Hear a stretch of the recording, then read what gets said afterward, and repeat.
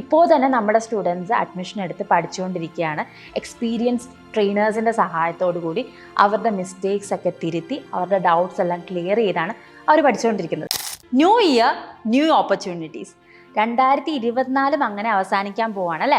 അപ്പം നമ്മൾ ഇപ്പോഴെങ്കിലും നമ്മുടെ സ്കിൽസ് ഇമ്പ്രൂവ് ചെയ്യാനായിട്ട് എന്തെങ്കിലും ചെയ്താൽ മാത്രമേ അടുത്ത വർഷമെങ്കിലും നമുക്ക് കരിയർ ഗ്രോത്ത് ഉണ്ടാവുള്ളൂ. അപ്പോൾ 2025 എന്നുള്ള ഇയറിൽ നമ്മൾ നമ്മുടെ കരിയർ ഗ്രോത്തിന് വേണം ഫോക്കസ് ചെയ്യാനായിട്ട്. അപ്പോൾ നിങ്ങൾ എന്തെങ്കിലും പ്ലാൻ ചെയ്തിട്ടുണ്ടോ നിങ്ങളുടെ സ്കിൽസ് ഇമ്പ്രൂവ് ചെയ്യാനായിട്ട്?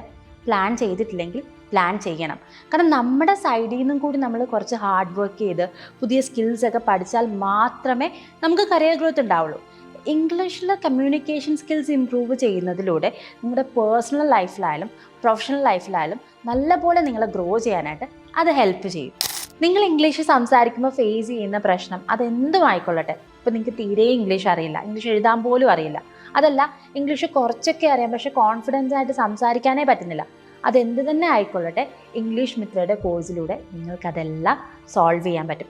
ഇപ്പോൾ തന്നെ നമ്മുടെ സ്റ്റുഡൻസ് അഡ്മിഷൻ എടുത്ത് പഠിച്ചുകൊണ്ടിരിക്കുകയാണ്.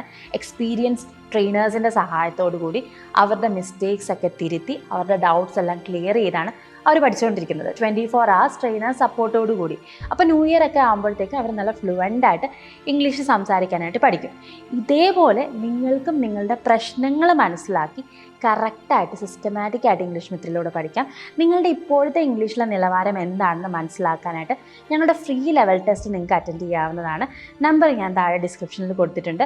അതേപോലെ ഇത് നിങ്ങൾക്ക് നിങ്ങളുടെ ഫ്രണ്ട്സിനും ഷെയർ ചെയ്ത് കൊടുക്കാം. അപ്പോൾ അവർക്കായാലും അവർക്ക് ഇപ്പോൾ എത്രമാത്രം ഇംഗ്ലീഷ് അറിയാം, അപ്പോൾ എന്തൊക്കെ ചെയ്താൽ അവർ ബെറ്റർ ആകും എന്നുള്ളത് ഫ്രീ ആയിട്ട് അറിയാൻ പറ്റും.